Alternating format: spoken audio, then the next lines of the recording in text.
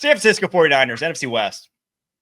What an offseason. This is we're going to be talking about this offseason for a while for San Francisco 49ers because it was somewhat franchise defining about what their next step's going to be. I think after their Super Bowl hangover, this offseason is going to define what the future of the 49ers is because they're trying to hold on to a lot of, the stars and scrubs method that they've held on to the true stars. You got George Kittle there. You got Nick Bosa there. You have Brock Purdy. You got Trent Williams. You got Brandon Ayuk. They're trying to hold on to that, but they let some high-level players get away this offseason. You got Fred Warner. Didn't mention him, but Fred Warner, obviously. Goes without saying. Yeah, they didn't even need to say it. Everyone knew. Deebo Samuel, Charvarius Ward, Dre Greenlaw, Talanoa Hufanga, Aaron Banks. I think the cheapest contract those guys signed for was still in like the $12 to $13 million range. That's a lot of money. Shout out to the Green Bay Packers taking our guy. Well, yeah, that was like the $19 million range, Aaron Banks. But that's a lot of coveted talent that walked out the door for you. Like the people wanted to pay a lot for it. So you obviously would have rather had it on your roster. But the fact of the matter is Dre Greenlaw was obviously injured last year. Talanoa Hufanga was as well. Deebo Samuel is not the Deebo of old that we know and love. That was, their entire offense at one point in time, seemingly. Charvarius Ward's going to hurt. Aaron Banks is going to hurt. You didn't really backfill much this offseason. But what they did do was say, we are going to stop the run. They signed or drafted, I think if I had to rank the top 5 run defenders, just regardless of position in this draft class, they got 3 of them. In my opinion, Michael Williams, Alfred Collins, CJ West. Those guys are elite run defenders. So they are going to stop the run a lot better. They actually drafted Nick Martin, who is one of the best playmakers against the run, and he'll be taking over the Dre Greenlaw role at the second level. So a big change. But when you have Kyle Shanahan, when you have him dialing up offensively, seemingly they've been able to put any cast of characters up in front of them as long as they have Trent Williams on the offense and still move the ball. So we'll see how it works out for them. I gave it a B-. You just had so much leave that it's going to be difficult, but I love their draft. A lot of people hated it. I thought it was a great draft. I thought it was a tone-setting draft. And I thought that this 49ers team, with what they did last year, with what they did in this year's class, they've positioned themselves well to transition to the next era of 49ers football that's going to obviously lose.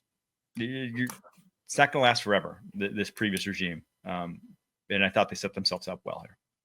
I was watching some clips. This is my favorite time of the year to watch shorts and T-shirt football. You know what I mean? You get all these videos from Rookie Mini. I've been drooling over Shedeur Sanders throwing 6-yard out routes for about 3 days. This is a great time of the year. You know what I'm saying? We're so far from real football, but we're so close.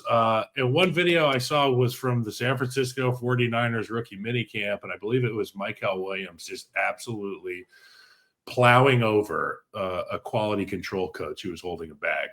Oh, yeah. That kind of reckless abandon, I'm in. If I'm a head coach over there and I see my rookie over there, I'm just kind of like, that's my guy right there. Somebody check on that coach. But that's my guy right there. I like this for the Niners, man. The Niners have built a bully at the line of scrimmage since I can remember. When I came into the league, it was Justin Smith, and then it was DeForest Buckner, Eric Armstead. And, they've had different iterations of it at multiple levels of the ball, of the defense. And you talked about Talanoa Hufanga, you talked about Fred Warner, Dre Greenlaw. It's a dangerous second and third level of the defense. Now they're going back to the vanilla basics. They want ass kickers at the line of scrimmage. That's where they can get it. Alfred Collins, great player. Loved watching him at Texas, and obviously Michael Williams. So they're getting some juice, and that's what they got to do. A guy like Deebo Samuel goes out the door. He had a great run there. Charvarius Ward, my heart goes out to him and his family. What a terrible year that he had to go through. Obviously, a change of scenery. Dre Greenlaw, the health concerns. Talanoa Hufanga, health concerns. Aaron Banks, go get your money, man. Javon Hargrave, same thing. But, George Kittle, Kyle Juszczyk, Fred Warner, Brock Purdy, we're still rolling, okay? That window's still open. And at the end of the day, we still have Kyle Shanahan in the Bay Area. And Kyle Shanahan, in my opinion, is one of the more underappreciated coaches of football. Yeah, I do think it's hard to like separate that. I thought they made good decisions, but it's just like they lost too much. You lost too much to really think. And Vegas has their win total right now at 10.5. They only won 6 games last year. Now, they had a ton of injuries, but that's the issue with, again, the stars and scrubs model is your stars better stay healthy. And unfortunately, they have some injury-prone stars right now. You know, Nick Bosa, I think, qualifies as that. George Kittle qualifies as that. Not necessarily that you worry about major injuries, but like the guys that just will miss a game or dings two here and there. Dings. And then Brandon, you've obviously coming off an ACL. It's just, that's what worries me.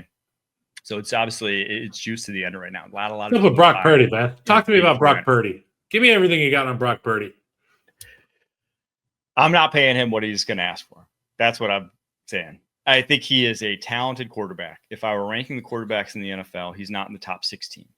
So when you're paying quarterbacks, you want to pay a guy who's in the top 16.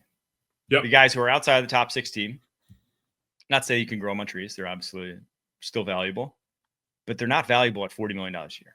They're a hindrance, actually. They make everything else tougher at $40 million a year.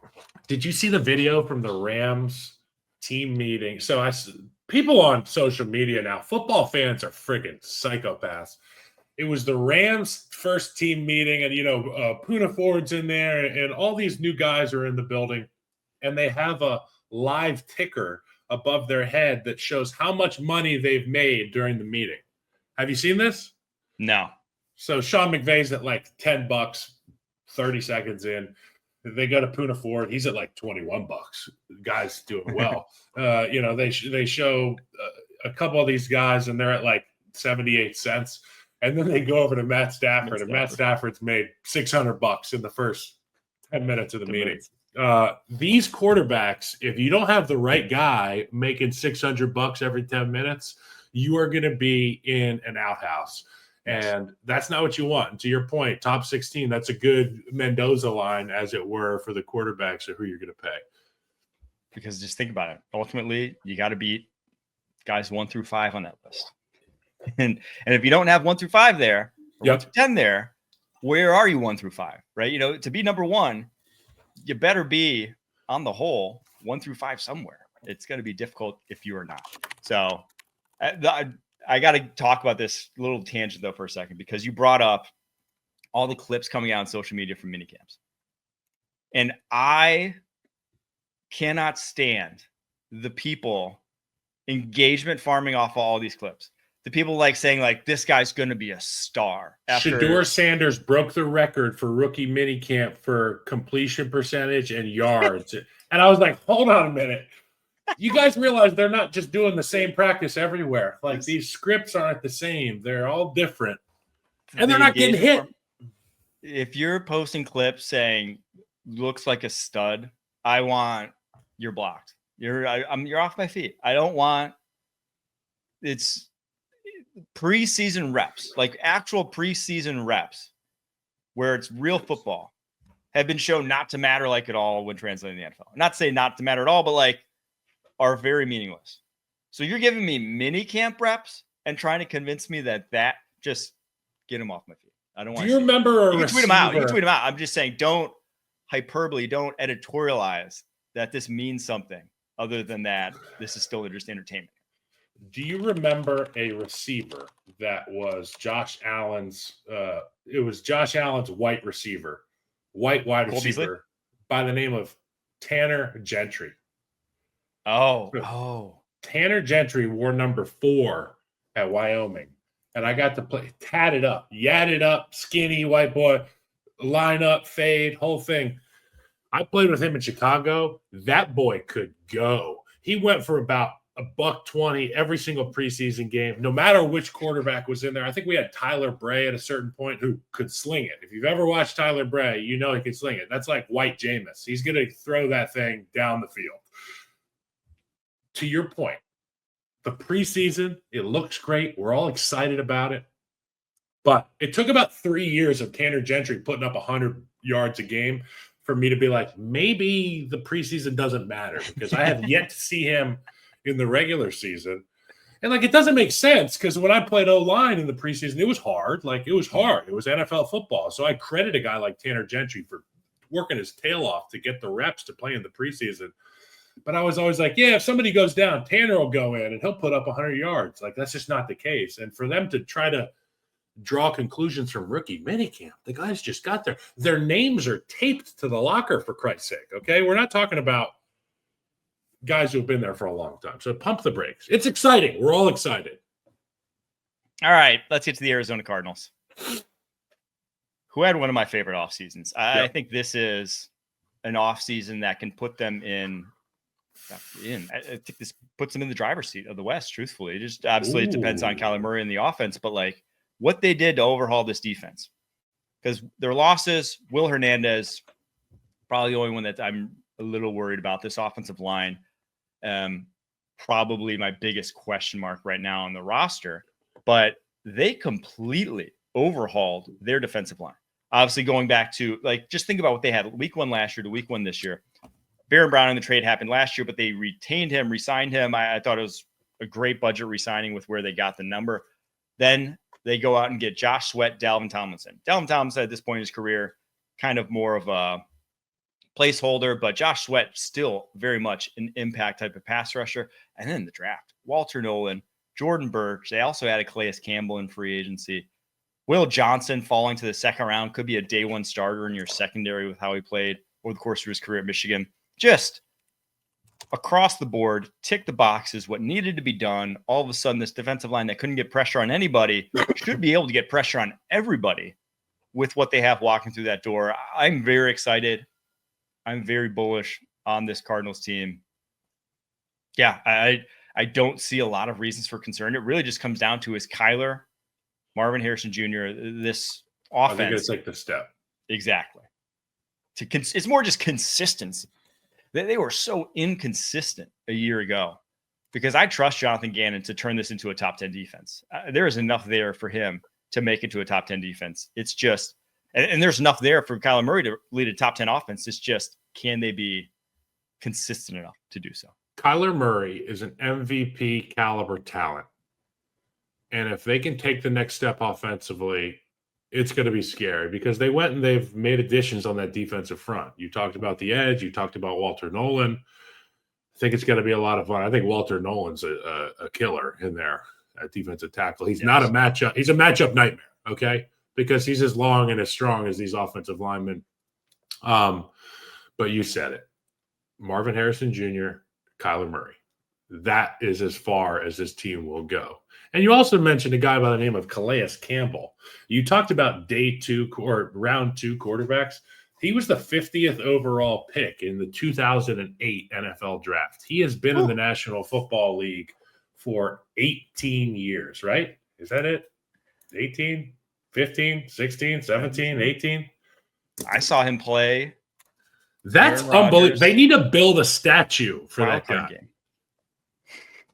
Dude, that is insane. That I was in my, I think, sophomore year of college watching him play the Aaron Rodgers wild card game where he fumbled. They got it back, touchdown, end of the game, overtime. He was in that game. That wasn't even his rookie year. He's the guy who's been. He was a around vet forever. already. I remember we interviewed him when I worked at PFF. He came on the show, and we're like, and he was like old then, and we're like, dude, we're like, at your age, what do you do as like your off-season training program? He's like, I don't really lift weights anymore. It's like too dangerous, or not like too dangerous, but it's just like I kind of just maintain there. The risk every reward once in a while. is not there. Risk reward. I just run stairs a few times a week. I was like, that's all he does in the off season is run stairs a few times a week. I was like, dude, respect. The guy's just. That's like my old man. My old man used to go in Manhattan Beach in Los Angeles, just south of LAX. And there's these giant dunes that run up from. It's not like a dune on the beach, but there is the ocean, and then there's the boardwalk, and then on the street side of the boardwalk there's a giant hill that goes up. And my dad wouldn't lift weights. He would just go run all the time, make sure he's in shape. A guy like Calais Campbell, that's all he's got to do, man. He's long, strong, understands the game, brilliant. And I think it's great he's back in Arizona. I just want to tip my cap to him. What a freaking juggernaut he is. Seattle Seahawks up next, who had an offseason. It started obviously trading away Geno Smith, trading away DK Metcalf, replacing them with Sam Darnold and Cooper Kupp, respectively. They had DeMarcus Lawrence as well. He's also 32, along with Cooper Kupp, who's 32. Their draft was interesting. They did not attack what I would call valuable positions. They drafted guard Gray Zabel in the first, safety Nick Emmanwori, and tight end Elijah Arroyo in the second. Jalen Milroe is your valuable position draftee, but that only came at the back end of the third round, and TBD on what he turns out to be. Yeah, I did not like this offseason. I went C+ here, and I think that was maybe being a little kind. They won 10 games last year. D+. They're projected at 8.5 this year. The thing is, it's still a good team. This defense is still loaded. And when they were healthy last year, and they have enough young guys who are still getting better, guys like Devon Witherspoon, guys like Byron Murphy, that like, man, they should be still a very good team. I just thought they had a chance to become Super Bowl contenders this offseason, and I think they flopped it. I think they fell flat in their face, and they're going to wind up around 8 to 9 wins, 10 wins, and still be looking on the outside, looking at the playoff picture. Yeah, I have them down as a D+. So I'm glad that you said the C+ might have been a little too – you might be coddling the Seattle Seahawks. First and foremost, Geno Smith, Sam Darnold, I wouldn't even call that a lateral move. Downgrade. I think Geno Smith gives you more than Sam Darnold, particularly in a vacuum. I agree. Okay. So Sam Darnold, obviously fantastic with that offense in Minnesota. He had flashes of excellence, brilliance, whatever the opulence, whatever the word you want to use is. We don't know what's going to happen with Sam Darnold in Seattle. You're outdoors. The weather is shit from October on. It's gray. Okay. Your number one receiver's out the door. Tyler Lockett's out the door. There's a lot of question marks. You talked about Cooper Kupp. Cooper Kupp 32, but 32 in Rams years, okay? And for people who understand what the Los Angeles Rams do with the receiver position, they ask those guys to be fullbacks, okay? Cooper Kupp has taken a beating at the receiver position. When he's healthy, I think he's fabulous. I think he's brilliant. Obviously understands how to get into the soft spots of the defense, all that. Is his body going to keep up with his mind, okay? When you get in the league, you have physical ability elevator. It's at the top floor, and your mental acuity levels at the bottom floor. Somewhere around year 7, 8, they kind of meet. If you're healthy, if you've had a healthy go at it, they meet. And then your physical drops and your mental continues to go, and then you just become a coach in the building that's wearing a helmet. I'm curious as to which version of Cooper Kupp we're going to see this season. If he is a guy that Sam Darnold can lean on physically, awesome. I think it's great for the Seahawks. But at face value, I got to go D+. In addition to that, DeMarcus Lawrence, I did not like the way that it ended in Dallas with DeMarcus Lawrence, okay? And yes, he has had years where he's a great rusher, but I think it's been since 2022 that he's been considered to be in that upper echelon of rushers. That's what I got. And he fell off last year, and he's 32. Fell off, got salty vet at the end like I did in Chicago, and I know that's telling of where you are physically. And my biggest worry is now you brought over – I think they did upgrade at offense coordinator. I think Clint Kubiak is going to get more success out of this offense, going to make things easier for Sam Darnold than what we saw last year for Geno Smith. But if you watch what he did in New Orleans, it was a deep shot heavy offense. You now have 2 starting wide receivers who run 4.6 plus. You have a slow receiving core. You better They're not your deep ass threats. off. You signed MVS, who's 30 years old and hasn't had 500 yards in a season since 2022. That's the guy you're relying on to be like take the top off the defense. I just don't see it. You do not have the talent to run what they ran last year. And obviously, Clint Kubiak's a good offensive coordinator. He's going to adjust or whatever. But just when you're throwing your 2 best wide receivers out there and they're both slow, things just get tough. People don't worry about deep shots with guys like Cooper Kupp, guys like Jackson Smith and Jigba. That's why you needed or wanted. That's why when I worry about the DK Metcalf trade, because he opens up with the worry of the go ball. He opens up things for a guy like Jackson Smith and Jigba. So see how it all shakes out. At the end of the day, I just didn't think it was a good offseason. I have a thought experiment here for you. If you're a team so where do old people move? Florida. Arizona, Florida. Okay. Probably can't afford California. It's ridiculous. Wherever they play preseason baseball. You don't move to Seattle when you're old, okay? Your joints are going to hurt more, all right? Yeah. There's precipitation every day. You don't get everybody's vitamin D deficient. No, maybe there should be analytics based on age. If you're in a warm weather team climate, Arizona, sign guys like Calais Campbell, okay? Because you're going to get the most juice out of him. If Calais Campbell goes to Seattle, I don't know how his body responds. And we've talked about this before, okay? Like during the season, I always talk about the weather and the impact. But this stuff matters, bro. So I'm interested to see how these guys react physically, particularly a guy like Cooper Kupp. That's why the Packers don't have old players. They don't get old players. They're smart, dude. It's hard up there. It is cold. It is very cold. All right, last team. Your NFC West champs from a year ago.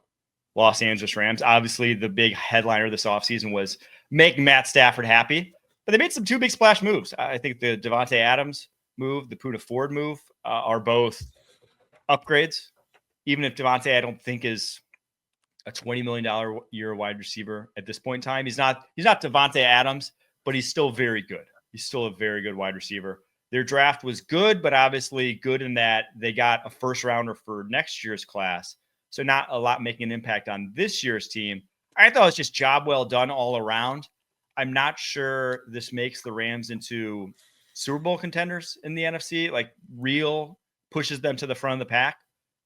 But I don't know if that was necessarily their plan all along. But just if you're ranking the rest of the NFC, I think they're clearly behind the top of the NFC North. I think clearly behind the top of the NFC East. And I think I'd put them even behind the Bucs right now.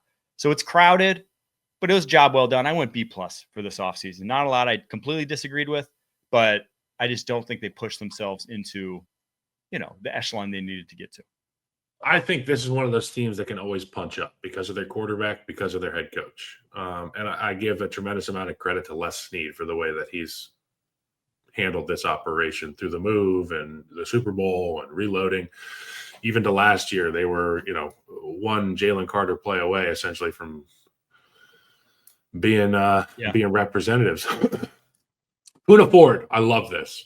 We talked about Poona Ford at length, but guy doesn't even have to move his house. He can just change his colors. You know what I'm saying? Matthew Stafford, any team that has Matthew Stafford has a shot. I like the Rams, and I gave them. What did I give them here? I gave them an A. Whatever grade I would give them, I give them a higher grade than that. So I'd probably give them a B. But it's Sean McVay, it's Matt Stafford, Coleman Shelton. I got to watch him play some football. I like the way he plays, but there's a lot of times where his quarterbacks got guys in the face from that A gap. And when you're Matt Stafford's age and you're trying to make big plays and you've got your guy Devontae Adams hitting double, triple moves, you're going to need a clean dish. So it's something to keep an eye on. The center of the pocket for the Los Angeles Rams, they're going to have to figure that out. One thing I will say that I do love about the Rams and their team building strategy is they have identified what I would call a market inefficiency, and it's small defensive linemen, shorter defensive linemen. Poona Ford's 5'11". Kobe Turner's 6'1". Josiah Stewart, who they just drafted, 6 foot. Tyler Davis, the backup DT, 6'2". Byron Young, their other edge rusher, 6'2". They have targeted guys who the rest of the NFL sees as too either just lacking the length and the frames to play defensive line. And what they do is just have them be, and they're all explosive. They're all guys who are undersized, but then get off the ball. All they do is just have them shoot gaps. They just have them create chaos, stunt, slant every single play. They're just trying to, F things up proverbially for your offensive line. And those guys are tough to block. You could speak to this a little more than I can, obviously, but when you face a 6-footer, if you don't get them clean, if they get underneath you, what recourse you got? If I take the field and a Linval Joseph breaks the huddle and is staring me down, I'm like, all right, buddy, big old target. You know what I'm saying? Yes. Big old. You know what they say, you couldn't hit the broadside of a barn? Well, that's what you're looking at when you're blocking a guy like Linval Joseph or some of these giants at the defensive line position. When you've got little guys, when you've got guys who are short, the target is smaller. Their ability to get sideways, get skinny increases. Aaron Donald is the prototype, the archetype for these undersized defensive linemen. But it's funny you talked about the market inefficiency. You know who they got in the UDFA, undrafted free agent world? Our favorite offensive lineman, Willie Lampkin. Oh, you know what? I forgot about that. Bump it up to an A. Willie Lampkin is 5'11". So the market inefficiency that they found a way to capitalize on defensively, they said, why don't we just do it for O-line? Let's just bring in a munchkin to play guard for us, center for us. If he starts at center, buddy, this podcast is going to be insufferable. We're going to have like a Willie Lampkin segment every week. Poona Ford and Willie Lampkin in practice is going to be watching two of the most violent traffic cones in the history of the Department of Transportation, just going at it every single day. It's like two. It's like two road. Be careful here. Our short kings, we love it. All right, Los Angeles Rams. Their win projection though, it's only 9.5. It's one of the most juiced lines. People love this. -150 to the over right now.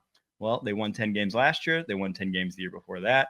They've won 10 games for the last 6 seasons. So a good bet to do that with a Sean McVay coach team.